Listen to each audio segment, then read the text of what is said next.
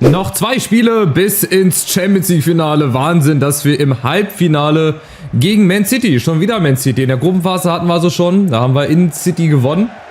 Also bei City, zu Hause haben wir eine klare 3-0 Niederlage bekommen. Das war ja leider ein Griff ins Klo. Aber jetzt, wie gesagt, ein Wiedersehen im Halbfinale. Ich bin sehr, sehr gespannt. Wir haben PSG ausgeschaltet, wir haben Aston Villa ultra knapp in der Verlängerung ausgeschaltet.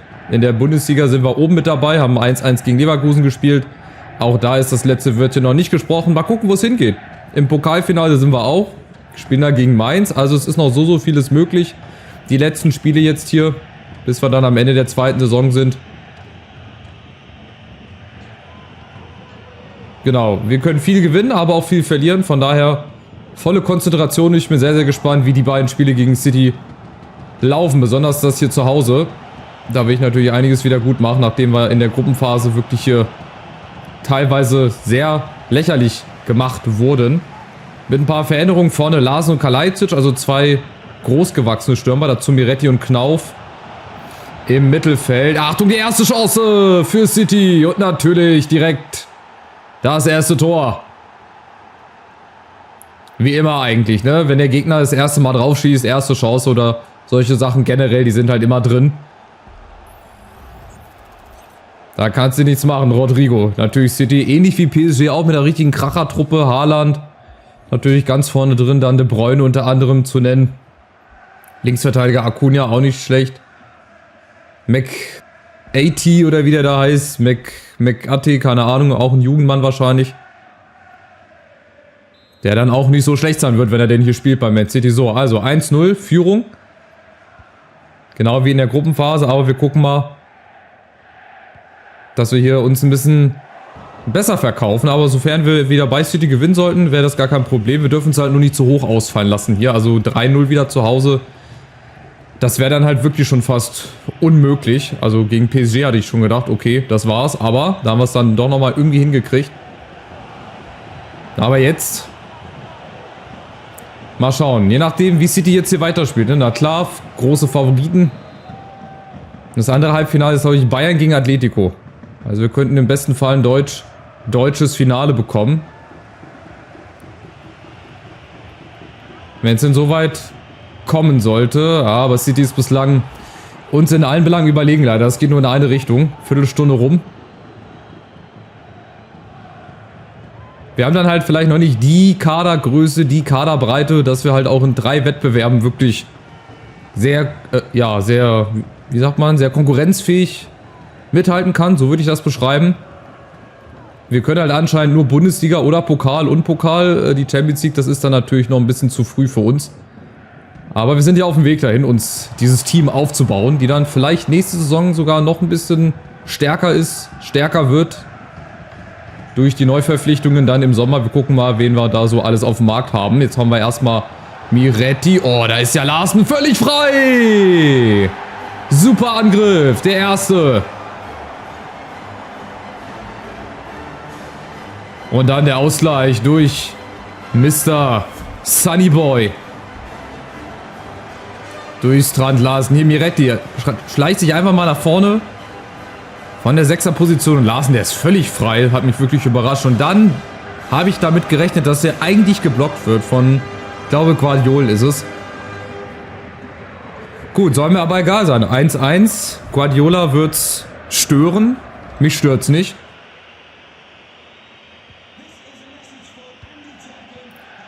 Und ich bin sehr gespannt. Ich muss sagen, PSG, ja, wobei PSG, Man City spielen nicht so dominant und so druckvoll wie PSG. Einfach ein bisschen anders, ne? Also die spielen nicht gefühlt hohes Pressing und ständiger Druck und 10 Leute vorne im Strafraum. Das war ja bei PSG ganz, ganz extrem. Die haben uns ja überall attackiert. Über 90 Minuten lang. Das macht Man City ja nicht. Also die sind auch dominant.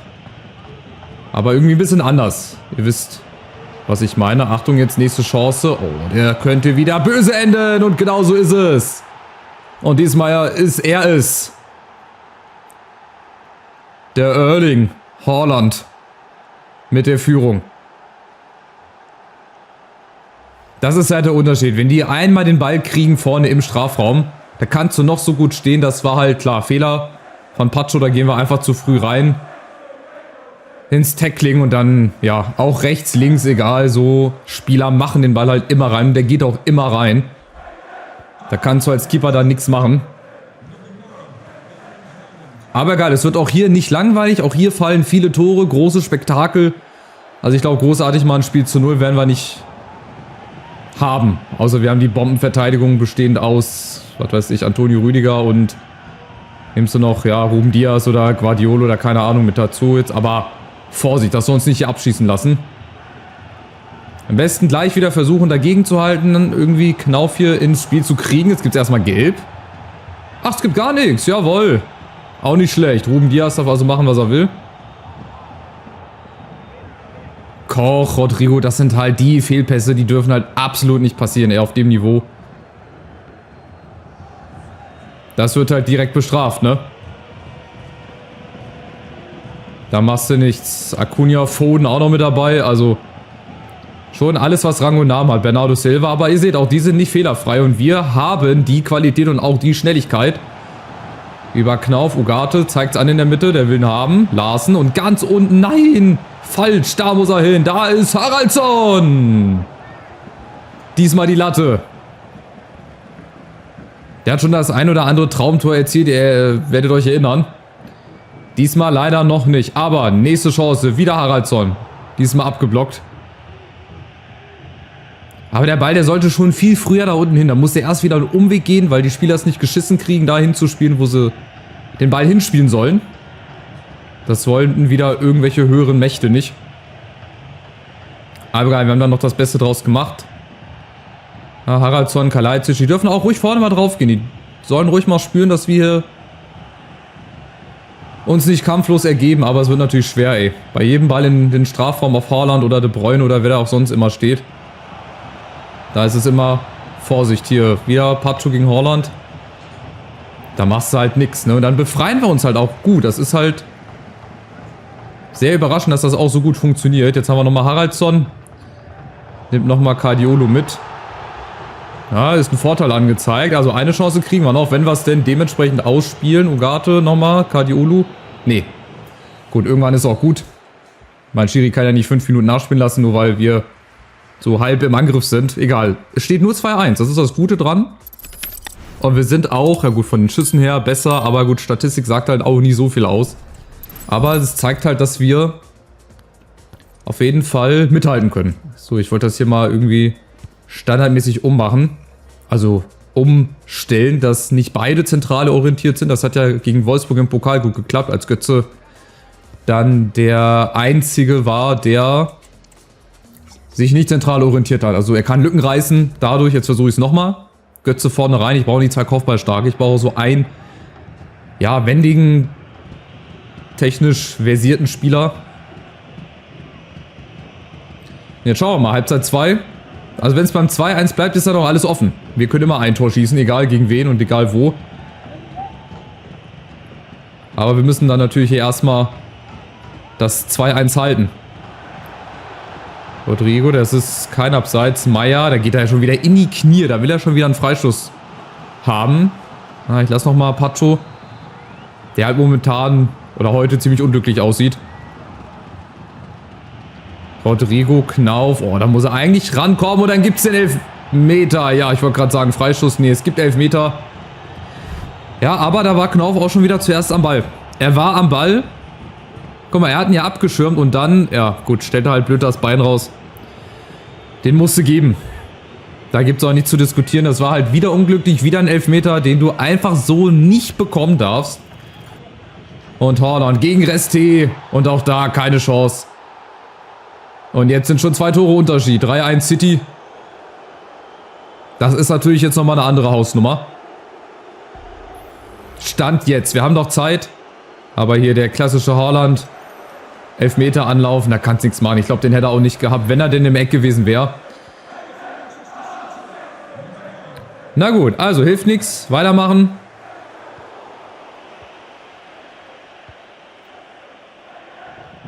Die Frage ist jetzt natürlich, gehst du jetzt unbedingt aufs zweite Tor oder schaust du, dass du hier möglichst bei 3 Gegentoren bleibst? Aber ich glaube, wenn City so weitermacht, schau mal, die ziehen jetzt hier ihr Kurzpassspiel auf. Ja, jetzt nehmen sie uns, glaube ich, so ein bisschen auseinander. So gefühlt. Aber trotzdem, wir sind auch noch nicht geschlagen. Wir können nämlich auch durch so Fehler, wenn wir es dann dementsprechend mal gut zu Ende spielen würden, immer noch da. Götze, ja, aber nicht allein gegen alle. Das wird nicht klappen. Acuna, ja, natürlich. Und dann ist da wieder keiner, der halt auch einfach mal von selber vorne drauf geht. Wir müssen uns das immer irgendwie zurecht ruppen hier. Also wir müssen selber die Spieler dahin stellen, wo sie dann stehen sollen. Das macht die KI ja dann halt auch leider nicht von alleine. Achtung, nächste Chance. Und du kommst halt auch nicht hin. Guck, Rodrigo. Oh, Knauf. Jetzt gewinnt er mal einen Zweikampf. Jetzt ist der Ball wieder weg. Also ihr seht, das wird ganz, ganz schwer. Dann auch im Rückspiel. Rodrigo, Meier, Knauf. Die müssen sich halt auch ein bisschen schneller auch nach vorne bewegen. Nach vorne orientieren.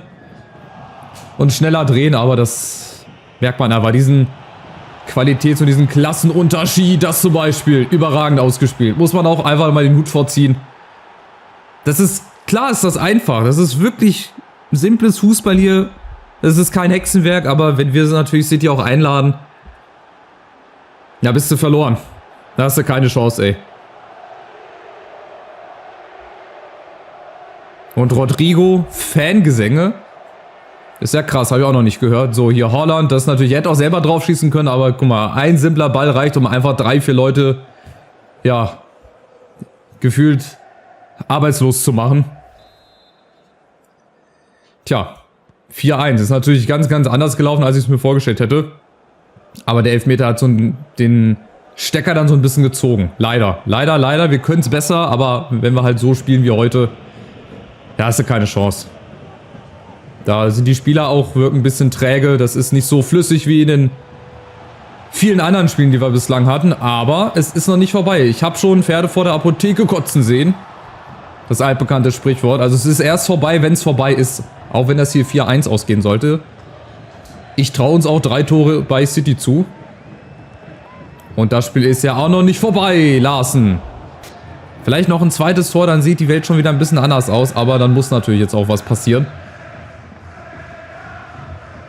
Weil irgendwann kannst du es ja auch nicht mehr schön reden.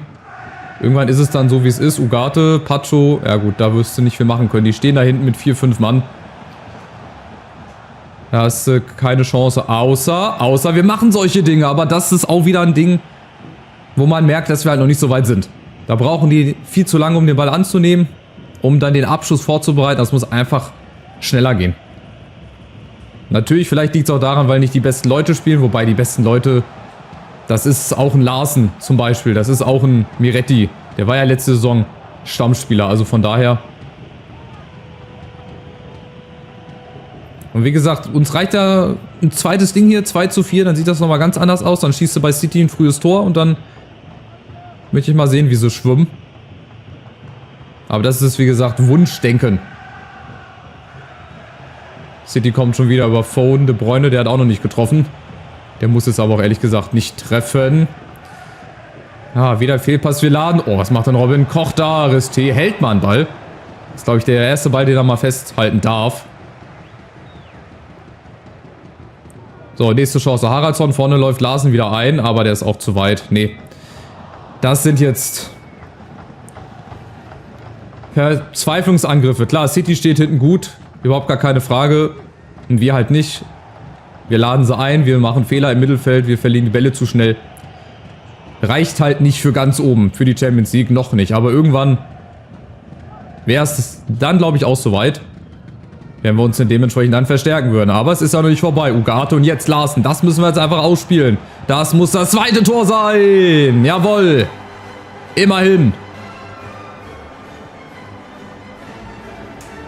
2-4 ist da nochmal was anderes, ne? Also, wie ich gerade schon gesagt habe, so Dinger müssen wir machen und Larsen, der macht den dann auch, Gott sei Dank. Aber so Dinger, 2-4 schon mal was anderes als ein 1-4. Und das wird auch spannend im Rückspiel. Also, das ist sehr wichtig auch fürs Rückspiel, dass es jetzt so bleibt, dass wir jetzt nicht noch ein 4. Tor oder ein 5. Tor bekommen. Vielleicht schießen wir ja sogar noch ein 3. Noch haben wir 4 Minuten Zeit und ich werde aufs 3. Tor spielen. Warum nicht? Larsen ist wieder vorne. Aber leider nicht zentral. Der fehlt jetzt natürlich in der Mitte. Er ist ein bisschen unglücklich gelaufen. Aber wir machen weiter. Ugarte. Götze, Mamouche läuft ein. Alles schön und gut. Meier auch unten. von 2-3 Mann belagert. Ihr seht, wie schwer das hier ist. Aber wir machen das hier. Ugarte, Larsen. Irgendwo muss der Abschluss her. Aber wo? Die stehen hinten alle dicht zusammen. Ah, Mamouche wäre da gewesen. Schade, der Ball bisschen zu lang gespielt. Und dann wird es wahrscheinlich beim 2:4 bleiben, gehe ich von aus. Ja, also 2:4 verlieren wir das Hinspiel, aber ist noch alles offen. Ich gehe trotzdem mit einem guten Gefühl hier raus, dass wenn wir bei City früh treffen, dass die dann auch ins Schwimmen kommen. Und 2 Tore, die sind auch schnell mal geschossen, aber natürlich dürfen wir nicht wieder 4 Gegentore bekommen, das ist natürlich klar. Und ich glaube, im Endeffekt haben wir uns einfach wieder selber geschlagen. Da waren wieder Abwehrfehler mit dabei. Die dürfen halt so nicht passieren, die dürfen halt so nicht mehr vorkommen. Aber sie kommen halt vor, dafür haben wir halt noch nicht die Spieler, die konstant wirklich jedes Spiel überragend abliefern. Klar, die haben eine Gesamtstärke, guck mal, 79, 79. Lass die nochmal 10 Stärken mehr haben oder lass mal Spieler da stehen, die halt schon eine 88 haben oder eine 89.